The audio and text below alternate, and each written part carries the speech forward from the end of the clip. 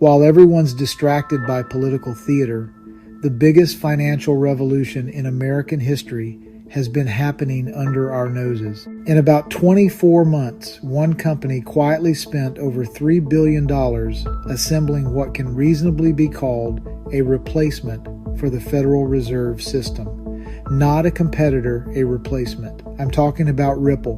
Before you think crypto company, pause. That's exactly the perception being encouraged while Ripple acquires core financial infrastructure. Here's what they've actually built. This isn't a startup with a white paper. It's a full-stack monetary system already operational.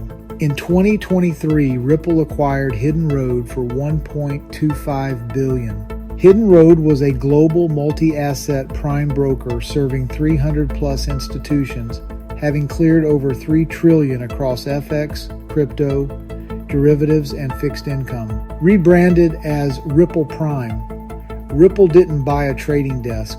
They bought Wall Street's plumbing. Next, GTreasury reported integration value $1 billion, connects 800-plus corporate clients, and to 13,000 banks, moving roughly $12.5 trillion in annual payment volume. That gives Ripple direct pipes into where Fortune 500 CFOs manage cash, liquidity, FX, collateral, and working capital.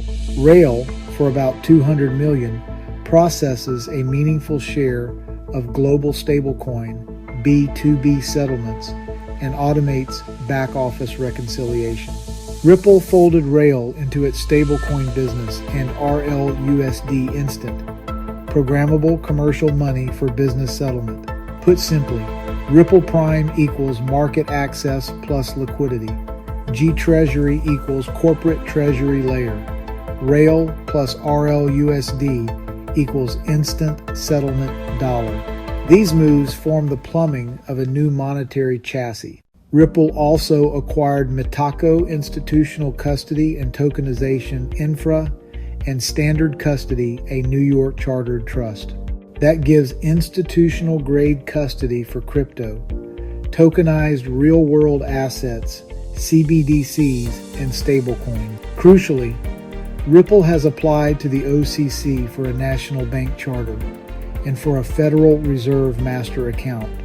If granted, Ripple becomes a Fed-connected bank that can custody digital assets, issue RLUSD, and clear value directly with the central bank 24/7, not sitting in the lobby, but walking into the control room. Brad Garlinghouse has said XRP sits at the center of everything Ripple does.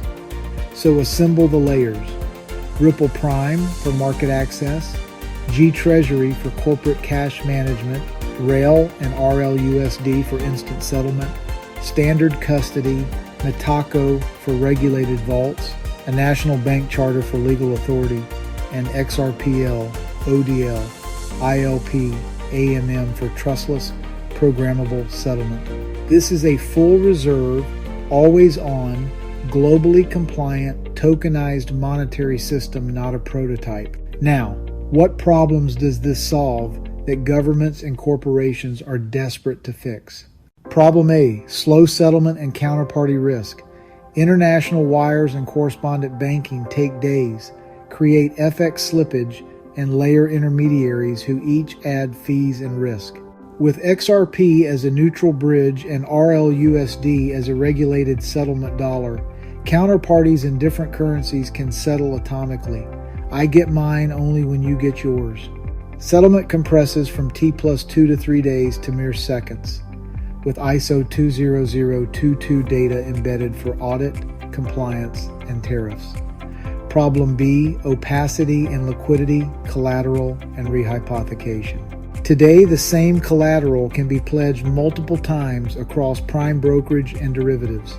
Ripple Prime plus on-ledger custody means collateral, margin, and settlement can be transparent and auditable. Tokenized custody prevents secretly pledging the same asset many times. The fraud window narrows. Problem C, corporate treasury fragmentation. Multinationals juggle bank accounts in 20 countries. FX swaps, compliance checks, liquidity pools, and manual reconciliation. GTreasury, integrated into Ripple, plugs Treasury ops into programmable rails, so value, reserves, and FX flow instantly across 13,000 plus banks and hundreds of corporates. Corporate money becomes software. Problem D, regulatory accountability. Regulators now demand provable compliance. Every transfer can carry structured data satisfying AML, KYC, sanction screening, tariff enforcement, and tax reporting in near real time. That's trusted but verifiable. You don't have to trust a counterparty. You can verify them on ledger. So what happens to the Fed model? The Fed issues base money and backstops banks. Commercial banks multiply base money through fractional reserve lending, creating credit that becomes deposits and charging interest on it. The system is intentionally opaque. Now place Ripple's stack alongside that. Direct impact has-on, transparency, pressure. Atomic, timestamp, KYC, auditable settlement makes the black box netting of big banks obsolete. Direct impact #2, liquidity without leverage. Provably backed instant settlement reduces the need to borrow bank IOUs for cross-border movement. Direct impact #3, collateral discipline. Tokenized, regulated custody shrinks secret rehypothecation and forces leverage down. Direct impact #4, alternative rails for sovereigns. If Ripple gains a Fed master account and issues RLUSD under supervision, large corporates and treasuries can bypass parts of the correspondent bank stack. Direct impact #5, end of hidden usury as default. Instant, auditable, asset-backed settlement makes it harder to justify skimming interest on credit conjured by ledger entries. This is bigger than tech versus banks. It touches law and moral order. God's law honors honest weights and measures, transparent dealings, no theft by deception, and no oppression through abusive lending. The old system legalized money creation without collateral, routed it through private banks, and normalized charging interest on fabricated credit, a system that benefits from murky audit trails and concentrated control. That's Pharaoh economics. Control the grain, force dependence, rent life back to the slaves at interest. The emerging system Ripple aligns with offers the opposite. Tokenized value that's traceable, provable, and redeemable. Settlement finality without blind trust. Stablecoins like RLUSD that can be on-chain accountable and, if supervised by a bank charter and Fed account, directly overseen. XRP as a neutral bridge doesn't belong to any one nation or megabank. Neutrality plus auditability is the antidote to captive money. Under these conditions, the Fed's legacy model looks inefficient, non-compliant with modern data needs, systemically dangerous because of hidden rehypothecation, and morally indefensible when full reserve settlement is available. This doesn't guarantee overnight collapse, it's a trajectory. Nations move toward ledgered bilateral trade. Stablecoin legislation forces dollar token issuers into banking oversight, and Ripple is positioning itself as a regulated 24/7 settlement bank with custody, brokerage, treasury management, and programmable rails. So, do these trends merely challenge the Fed? No, they put its opaque, fractional reserve, usury-based model on trial.